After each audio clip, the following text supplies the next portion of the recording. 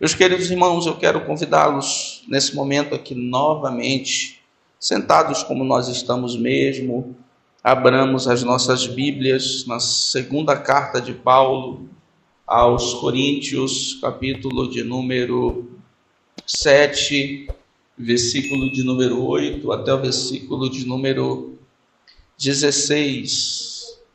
Segunda aos Coríntios, capítulo de número 7, versículo de número 8 até o versículo de número 16.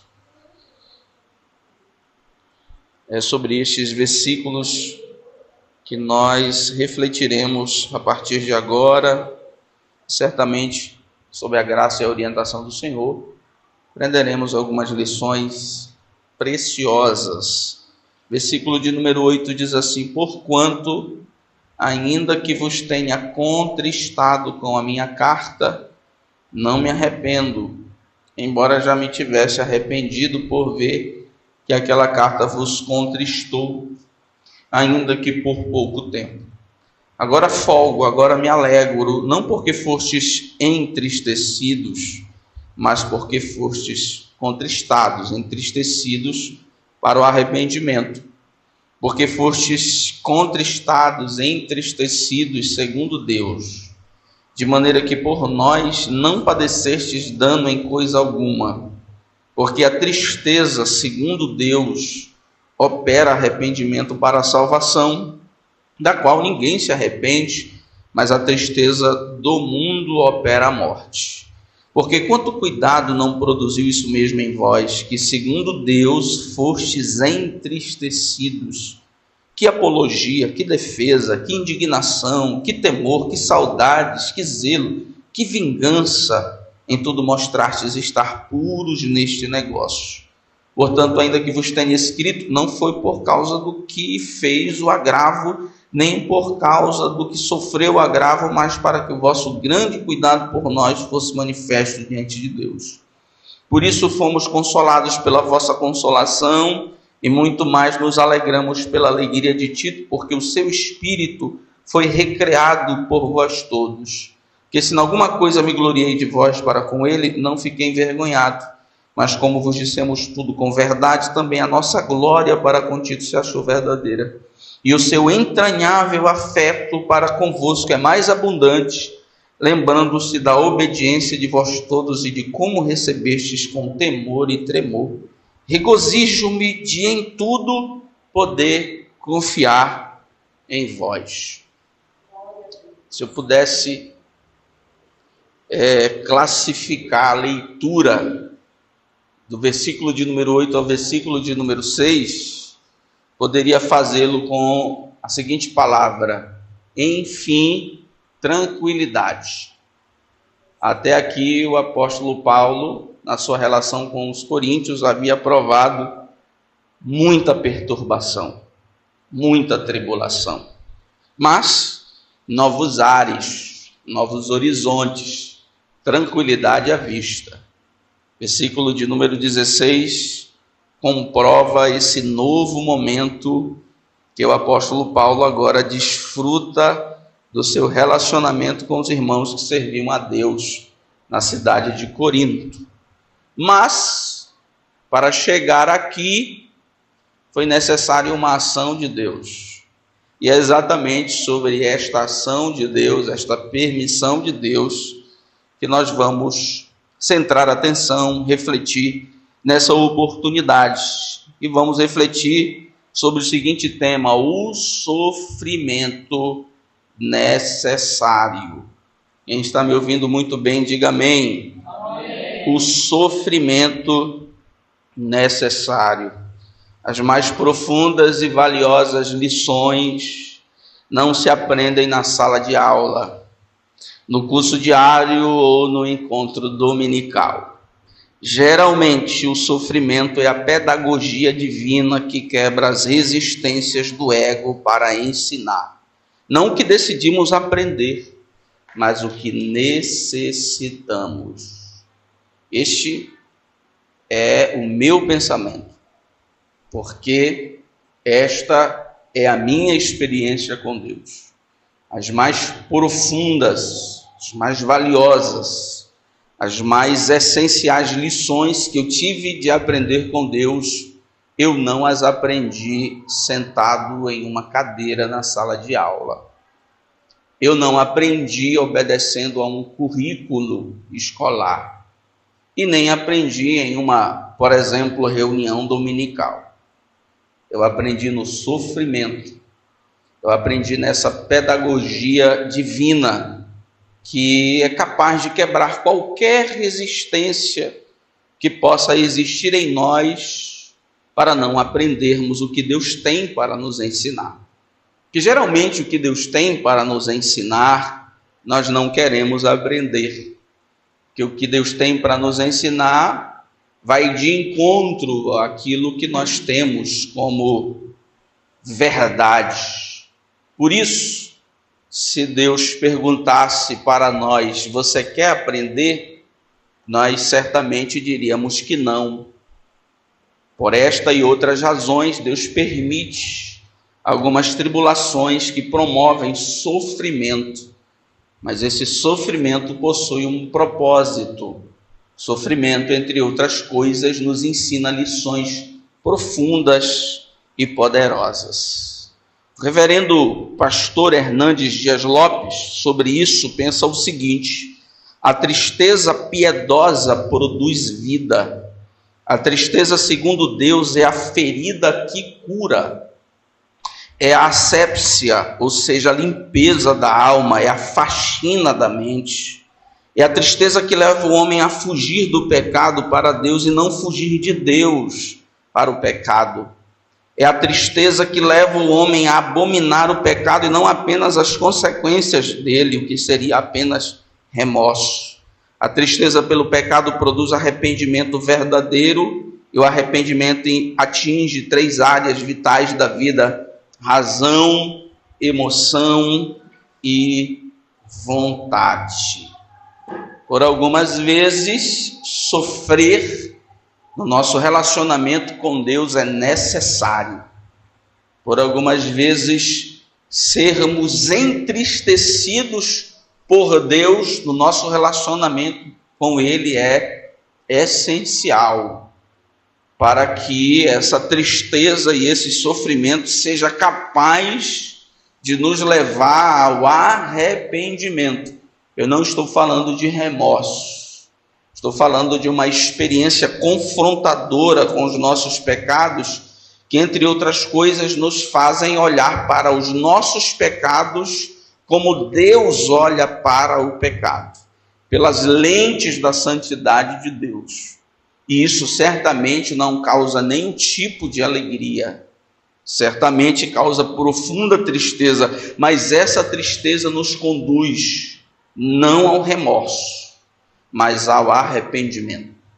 O remorso está relacionado aos prejuízos que o pecado pode causar ao nosso casamento, aos prejuízos que o pecado pode causar ao nosso ministério, aos prejuízos que o pecado pode causar à nossa vida financeira. Tem gente que depois que peca sofre apenas por causa destes prejuízos. Isso não é arrependimento, isso é remorso. Sofrer por conta dos prejuízos apenas conjugais, ministeriais, financeiros que o pecado pode causar não leva ao arrependimento. O arrependimento, segundo Deus, é uma relação que nós temos com o pecado, como Deus olha o pecado. E o arrependimento nos faz, como a própria palavra arrependimento apresenta-se, mudar, não de emoção, mas de vontade, de direção. Afinal de contas, a palavra arrependimento é metanoia, que significa mudar de direção. Não é sofrer por um momento, não é ficar lamentando pelo casamento que se foi, pelo ministério que se perdeu, pelo prejuízo, ou eu poderia não ter pecado. Isso é remorso. Arrependimento faz com que nós confessamos os nossos pecados na presença de Deus e isso influencia a nossa vontade. E nós decidamos não pecar, não por remorso, mas por sermos obedientes à vontade de Deus. Nós lemos do versículo de número 8 ao versículo de número 16, e o apóstolo Paulo, num e outro versículo, utiliza a palavra contristado. Contristado é tristeza, entristecido. Mas o apóstolo Paulo vai demonstrar que este sofrimento que ele, como líder, foi capaz de promover aos seus liderados, à igreja, foi um instrumento de Deus para o arrependimento dos coríntios. Isso nos leva a pensar, entre outras coisas, meus irmãos, como nós temos encarado os sofrimentos da vida com Deus. Nós temos lidado com os sofrimentos da nossa vida com Deus como uma oportunidade para murmurar ou como uma oportunidade para aprender. Nós temos encarado os nossos sofrimentos, os sofrimentos da nossa vida com Deus, para construir uma imagem monstruosa de Deus, ou para aprendermos segundo a sua real imagem, a imagem bíblica de Deus. Os sofrimentos do nosso relacionamento com Deus têm sido motivos para esmorecer ou oportunidades para mudanças genuínas. Nós temos tentado encontrar culpados, nós temos tentado culpar pessoas, culpar Deus, ou nós temos olhado para dentro de nós mesmos e na sensibilidade que o Espírito Santo pode nos dar, tentar entender as lições que Deus quer nos fazer compreender. Algumas vezes na vida cristã, sofrimento é necessário. Isso não é invenção minha, é o que a palavra de Deus que nós acabamos de ler apresenta. Um exemplo de uma igreja que precisou provar do amargo sabor do sofrimento para aprender lições espirituais. Como nós vamos entender melhor o que a palavra de Deus quer nos ensinar a partir dessa reflexão? É compreendendo num contexto mais amplo essa relação do apóstolo Paulo com a igreja em Corinto. Relação do apóstolo Paulo com a igreja em Corinto, revelada na segunda carta até o capítulo de número 7, é uma relação marcada por muita tribulação. É uma relação profundamente conturbada. Capítulo de número 1, o apóstolo Paulo tem que se explicar que não é mentiroso, que não é enrolão, que não diz sim querendo dizer não, que não diz não querendo dizer sim, dizendo a célebre frase sim, sim, não, não. O apóstolo Paulo, entre aspas, desfruta da desconfiança da igreja no capítulo de número 1. Capítulo de número 2, o apóstolo Paulo apresenta um quadro de tribulação e angústia profundo. O apóstolo Paulo, inclusive, diz, olha, eu escrevi essa carta com lágrimas e grande angústia. No capítulo de número 6, o apóstolo Paulo sofre de amor não correspondido. Ele chega a dizer, abram o coração para mim, que vocês estão no meu coração, mas eu não estou no coração de vocês. E nós, inclusive, em uma destas quartas-feiras passadas, compreendemos algumas lições sobre esta relação de amor não correspondido do apóstolo Paulo com a igreja em Corinto. No capítulo de número 7, primeira parte do capítulo, o apóstolo Paulo está sofrendo angústias exteriores e principalmente angústias interiores na Macedônia. Então, até aqui, desconfiança, tribulação e angústia, amor não correspondido e tribulação emocional. Esse é o relacionamento conturbado do apóstolo Paulo com a igreja em Corinto. E por muitas vezes, senhoras e senhores, alguns líderes imaginam que isso não pode acontecer. Imaginam que o relacionamento do líder com a igreja sempre será um relacionamento tranquilo. Nem sempre. Faz parte das surpresas da liderança tempos de desconfiança, tempos de tribulação e angústia, tempos de preocupação. Mas o apóstolo Paulo tem a capacidade de agora olhar para os coríntios e perceber a mudança produzida por causa do arrependimento que eles desenvolveram e compreender que eles só aprenderam, só chegaram neste nível de mudança, só chegaram nesse desenvolvimento espiritual porque Deus usou um instrumento. Qual foi o instrumento? Sofrimento. E quem foi o responsável por aplicar, por promover o sofrimento para que a igreja aprendesse? O pastor da igreja, o apóstolo Paulo. É fácil? Não, senhores. É tranquilo? Não, senhores. Nós vamos encontrar o apóstolo Paulo dizendo aqui: até quando Tito não chegou com a resposta de vocês, eu fiquei angustiado como quem ficou arrependido de escrever o que eu escrevi, de falar o que eu falei. Certamente essa é a experiência de qualquer pastor, essa é a experiência de qualquer líder, de qualquer dirigente. Meu Deus, será que eu deveria ter dito o que eu disse? Meu Jesus, e agora? Será que eu vou encontrar o meu líder no próximo culto? Meu Jesus, e agora? Será que a igreja no próximo culto de domingo vai estar lá? Será que eu errei na medida? Será que eu peguei pesado? Vai ser sempre essa tensão.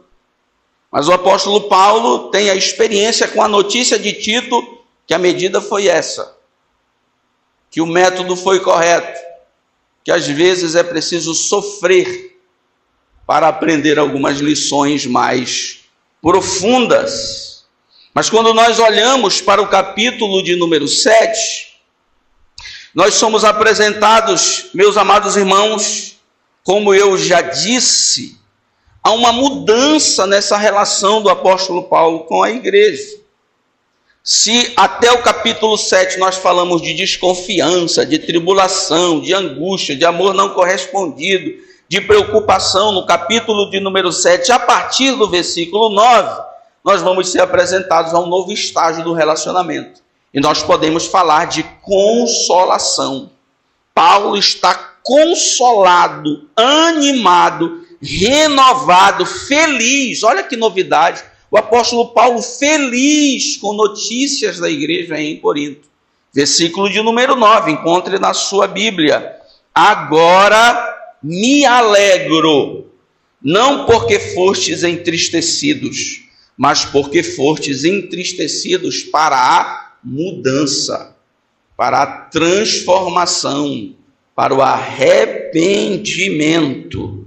Agora, nessa nova relação do apóstolo Paulo com a igreja em Corinto, apresentada no capítulo de número 7, nós temos reconciliação.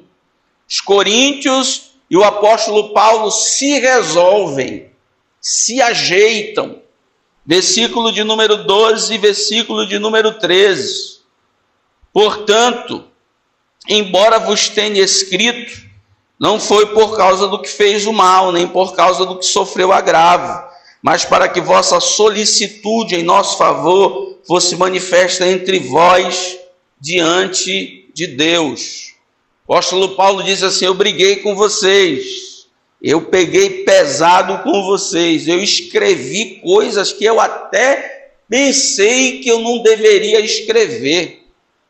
Mas foram estas coisas que deram oportunidade para vocês demonstrarem quem realmente vocês são, para demonstrarem o aprendizado das lições de Deus que vocês tiveram a capacidade de aprender. Agora nós estamos reconciliados, inclusive em Corinto, depois da carta dolorosa depois da carta de sofrimento, depois da maneira dura com a qual o apóstolo Paulo escreveu, há uma igreja que defende o apóstolo Paulo.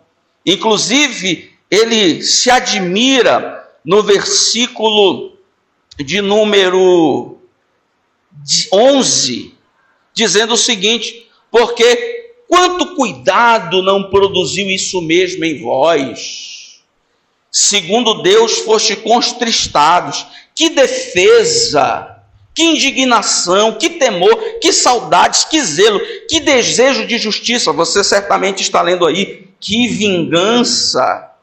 A igreja que estava sendo instrumento manipulada por alguns falsos líderes para se comportar de maneira raivosa com o apóstolo Paulo, depois que foi tratada pelo sofrimento, agora é uma igreja que defende, agora é uma igreja que tem saudades, é uma igreja que tem vontade de fazer as coisas corretas. Que temor! O apóstolo Paulo está dizendo aqui, como quem diz assim: meu Deus, que surpresa! Eu estou agora vendo vocês com uma nova postura.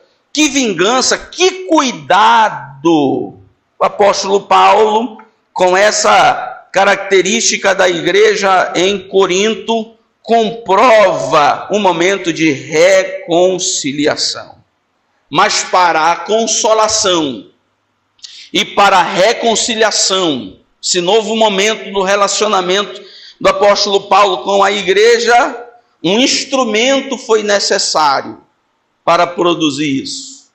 Qual foi o instrumento? Tristeza. Versículo de número 8. Portanto, ainda que vos tenha entristecido com a carta, não me arrependo. O apóstolo Paulo, diante do resultado da consolação, diante do resultado da reconciliação, não vacila em reconhecer que a tristeza promovida foi capaz de ensinar lições que a igreja em Corinto precisava aprender.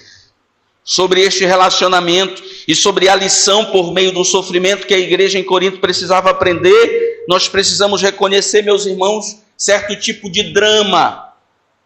Os dois lados do sofrimento. Primeiro, o lado do apóstolo Paulo.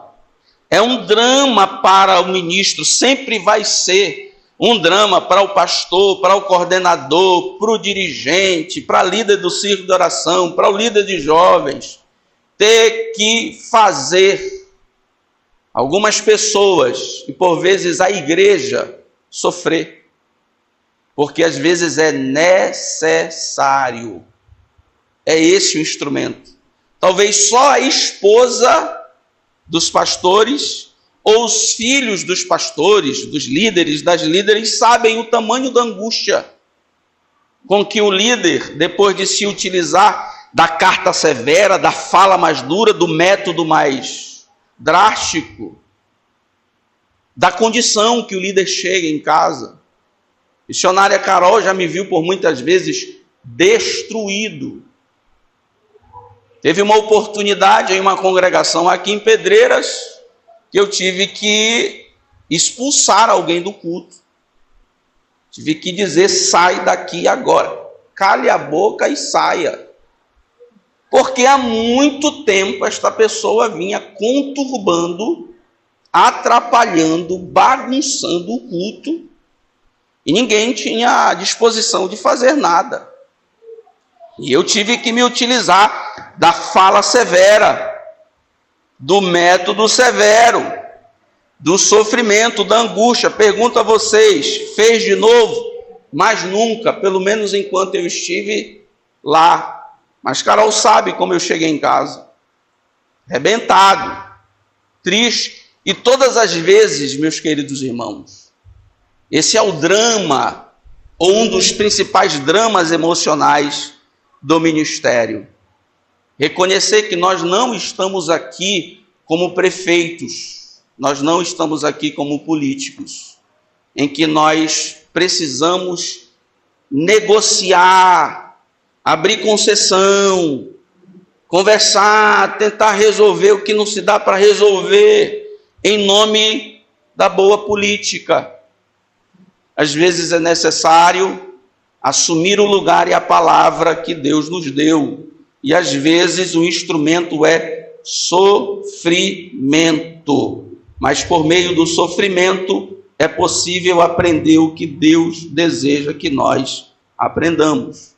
Tem duas possibilidades: ou vira rebelde ou aprende. Tem duas possibilidades: ou chuta o pau da barraca ou aprende. Nós precisamos reconhecer, mas isso é um drama para o ministro, porque o apóstolo Paulo já havia se apresentado até aqui como alguém que ensina sobre consolação. O apóstolo Paulo nos ensinou, no capítulo de número 1, lições profundas sobre a consolação. O apóstolo Paulo se apresentou como alguém que é o trabalhador para a alegria da igreja. O apóstolo Paulo também se apresentou no capítulo de número 5 como um ministro da paz, ministro da reconciliação. Ele disse assim: Deus pôs em nós a palavra da reconciliação, da paz. Mas agora, no capítulo de número 7, ele se apresenta como um pastor da tristeza. Pastor que faz a igreja sofrer. Pastor que tem que puxar a orelha.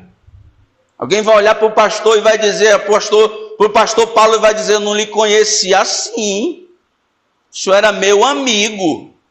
O senhor me fez ser feliz. Eu gostava tanto do senhor. Agora, Jesus amado. Isso é o drama da vida do líder. Nós temos que nos esforçar para manter o ambiente o mais sensível, tranquilo, leve possível. Sim, esse é o propósito. Mas às vezes Deus quer ensinar a igreja e o instrumento é tristeza. Às vezes Deus quer ensinar a igreja e o instrumento é sofrimento. Essa é a experiência que o apóstolo Paulo está contando no capítulo de número 7. O apóstolo Paulo diz assim: porquanto, ainda que vos tenha contristado com a carta. Quantas vezes o apóstolo Paulo não alegrou aquela igreja com a carta? Quantas vezes o apóstolo Paulo não alegou às igrejas com a carta? Quantas vezes a igreja sai do culto dizendo: eu amo o meu pastor? Que palavra! Eu amo o meu pastor. Toda vez que eu venho domingo, ele tem uma palavra de bênção.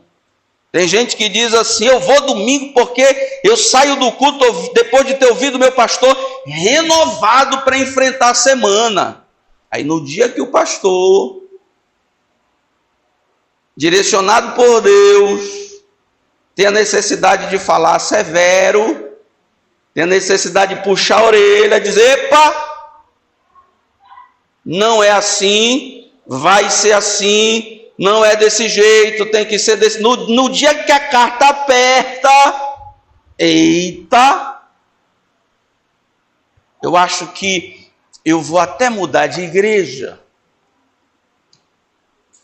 Eu acho que não dá mais para mim. Eu pensei que o meu pastor era legal, mas ele é assim, meio duro. Faz parte, senhoras e senhores. Faz parte, rebanho de Jesus. É difícil para vocês? É muito mais difícil para os líderes. É difícil para vocês? É muito mais difícil para o obreiro. É difícil para vocês? É muito mais difícil para o pastor. É difícil para a igreja em Corinto, mas o apóstolo Paulo está dizendo aqui: eu estou muito angustiado, eu quero que Tito chegue logo, porque se Tito não chegar logo, eu fico pensando aqui que eu fiz errado, eu me arrependi, mas Tito chegou. E quando Tito chegou, ele disse: olha, a igreja lá mudou. A igreja lá aprendeu. Aí o apóstolo Paulo diz: agora eu me alegro, agora eu folgo, agora eu tenho alegria, porque o sofrimento foi segundo Deus e promoveu mudança, arrependimento. Pastor fica nessa encruzilhada. Pastor fica, como dizem, entre a cruz e o punhal. Eu continuo deixando o rebanho seguir, todo mundo gostando de mim, me elogiando, ou eu tenho que chamar a atenção do rebanho e trazê-los para cá, e alguns vão ficar com raiva de mim? Isso é uma tensão permanente. É necessário coragem para ser um instrumento, por muitas vezes, do sofrimento para o rebanho, mas o sofrimento que promove a alegria. Há quem diga, senhoras e senhores, e eu não posso afirmar que esta é uma verdade, que o pastor das ovelhas dos tempos bíblicos, quando uma ovelha pulava o muro do redil, ele ia atrás, cajado de amor. Segunda vez ia atrás, cajado de amor. Terceira vez ia atrás, trazia e quebrava as duas pernas. Sofrimento. É fácil para o pastor? Não. Mas essa ovelha nunca mais vai querer pular o muro do redil e nem vai ser exemplo de desobediência para o rebanho. Faz parte do ministério pastoral. E a igreja também fica em uma situação dramática, porque nem sempre a igreja, o irmão, a irmã, vai compreender que a tristeza, que puxar a orelha, que puxar a corda, que dizer não é por aí, é por aqui, não é desse jeito, é desse jeito, é uma oportunidade de aprender. Nós estamos vivendo em um tempo em que as pessoas estão profundamente, violentamente, assustadoramente sensíveis. E o passo entre compreender, e a linha entre compreender uma oportunidade para aprender e a revolta é muito tênue. Então nós precisamos ser orientados pela palavra de Deus a aprender. Aprender nem sempre é possível em dias tranquilos. Às vezes aprender requer dias de tribulação, sofrimento. E sobre o sofrimento, no capítulo de número 7, nós aprendemos em primeiro lugar sobre a causa do sofrimento, que foi a carta, versículo de número 8. Porquanto, ainda que vos tenha contristado com a carta. Essa é uma ação pastoral do apóstolo Paulo. O que o apóstolo Paulo tem para ensinar à igreja? Carta. Mas esse ou outros podem ser os expedientes pastorais dos líderes, dos coordenadores, dos dirigentes, dos pastores ao longo da trajetória da igreja. Culto de ensino, conversa no pé do ouvido, reunião, direcionamento. Essas e outras oportunidades se comparam à carta que o apóstolo Paulo, com ela, entristeceu a igreja em Corinto. É para matar, é para desviar, é para fazer gente se tornar rebelde? Não, é para aprender. Você tem a possibilidade, ovelha, de se comportar como ovelha ou se comportar como bode. Você tem a oportunidade de, diante da carta dolorosa, da carta difícil de ser lida, difícil de ser mastigada, difícil de ser digerida, compreender a oportunidade de aprender ou a oportunidade de se rebelar. mas por algumas vezes vai ser necessário. Por algumas vezes vai ser essencialmente necessário. Segunda coisa que nós aprendemos sobre o sofrimento é o tempo do sofrimento. Versículo de número 8. Por ver que aquela carta vos contristou, ainda que por pouco tempo. O apóstolo Paulo tinha consciência que o sofrimento que às vezes é necessário, ele não tem um fim em si mesmo, não é para matar ninguém. Pastor nenhum quer colocar as pessoas para fora do rebanho. Pastor nenhum quer colocar as pessoas para fora do redil. Pastor nenhum quer fazer, por algumas vezes, a igreja entristecer-se, sofrer por algumas coisas que é necessário que ela aprenda, e só aprenda assim, sem fim. Sofrimento não tem um fim em si mesmo. A tristeza, puxão de orelha, a carta triste não tem um fim em si mesma. É só um momento, é um instrumento, não é para matar ninguém, é para ensinar, é para orientar. E aí as pessoas vão ter a oportunidade de entender, uma oportunidade de aprendizado, uma oportunidade de rebeldia. Terceiro ponto sobre o sofrimento, o propósito do sofrimento. Versículo de número 10, arrependimento. Versículo de número 10 diz assim: porque a tristeza, segundo Deus, opera arrependimento para a salvação. Ser ovelha significa que uma hora ou outra o pastor vai dizer: esse não é o caminho é esse. E produzir arrependimento, metanoia, mudança de direção. Porque o pastor sabe onde está as águas tranquilas, o pastor sabe onde estão os pastos verdejantes. É sofrível ter que mudar de rota, é sofrível ter que mudar o pensamento que você acha que é certo, o comportamento que você acha que é certo, é sofrível, mas é necessário, porque o sofrimento produz arrependimento, mudança de direção. No final, vai dar certo.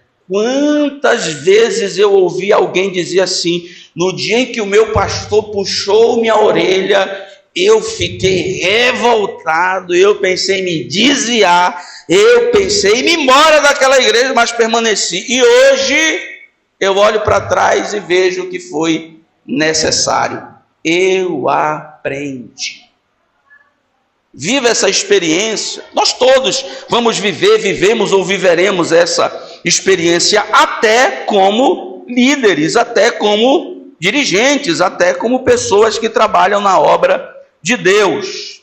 E para terminar, meus amados irmãos, o propósito do sofrimento segundo Deus é arrependimento.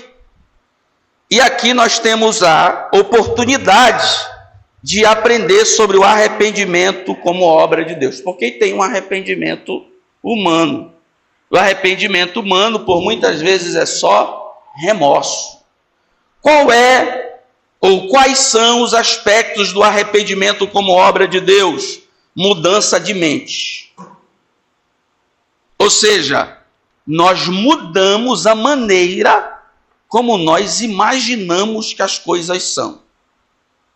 Nós mudamos a maneira como nós pensamos sobre uma coisa, sobre um comportamento, sobre uma maneira de ver a vida, sobre uma questão específica. O arrependimento como obra de Deus tem essa primeira característica, a mudança de pensamento, uma mudança intelectual. É quando alguém diz assim: passei a ver as coisas de maneira diferente. Passei a ver isto de maneira diferente. Mudei a minha percepção, mudei o meu pensamento. Segundo aspecto do arrependimento como obra de Deus, mudança de emoção. É o que nós chamamos de tristeza pelo erro. Enquanto nós conhecemos os pecadores mais perigosos, que são aqueles que não têm nenhum tipo de remorso por absolutamente nada. Pessoas assim, inclusive, são tidas como perigosas à sociedade. Não ter nenhum tipo de arrependimento pode ser a característica de uma psicopatia, uma doença psicológica. Os psicopatas possuem ausência total de remorso, ausência total de arrependimento. São capazes de matar, esquartejar, guardar no freezer amanhã, comer frito no café da manhã e viver como se nada tivesse acontecido, sem nenhum arrependimento, sem nenhum remorso. O arrependimento, segundo Deus, nos faz ter tristeza pelo erro. Esses são os dois primeiros estágios do arrependimento: mente e tristeza. Judas teve a experiência de mudança do conceito e tristeza pelo erro, mas não chegou no terceiro aspecto do arrependimento, que é mudança de vontade. Mudar o rumo, seguir nova direção. Até mudar de conceito e sentir tristeza pelo erro, não completa a obra do arrependimento. Porque tem muita gente que reconhece o pecado, tem muita gente que reconhece o erro, sofre o momento, mas na primeira oportunidade de fazer, faz de novo, porque não houve mudança de vontade. O arrependimento como obra de Deus não foi completado. Mas, por muitas vezes, Deus permite que nós provemos o amargo sabor do sofrimento, para que nós mudemos de conceito, sintamos tristeza pelo erro e não fiquemos aí, mas mudemos a nossa vontade. Arrependimento, metanoia, mudança de rumo e seguimento de uma nova direção. E o apóstolo Paulo, para terminar, diz assim: o sofrimento segundo Deus opera arrependimento, mas o sofrimento do mundo, que é remorso, morte. Revolta, fuxico, insurreição, ovelha se comportando como bode, é sofrimento humano, remorso, revolta. Mas o sofrimento segundo Deus promove mudanças. Você tem a oportunidade, nós temos a oportunidade, meus irmãos, de por muitas vezes, no meio do sofrimento, aprender qual é a lição que Deus quer transmitir aos nossos corações. Eu, como seu pastor, eu, como seu líder, vou me esforçar muito para a sua alegria, mas tenham certeza que algumas vezes eu vou ser também um instrumento de entristecimento. Mas não é porque a tristeza tem um fim em si mesmo, mas porque é Deus tentando lhe ensinar o que você precisa aprender. E algumas coisas que nós precisamos aprender, nós só aprendemos na tristeza, no sofrimento. Sofrimento, por muitas vezes, é necessário, e o sofrimento, segundo Deus, promove arrependimento. O que é arrependimento? Mudança de rumo, mudança de direção. Quantos podem dar glória a Deus? Aleluia! Nos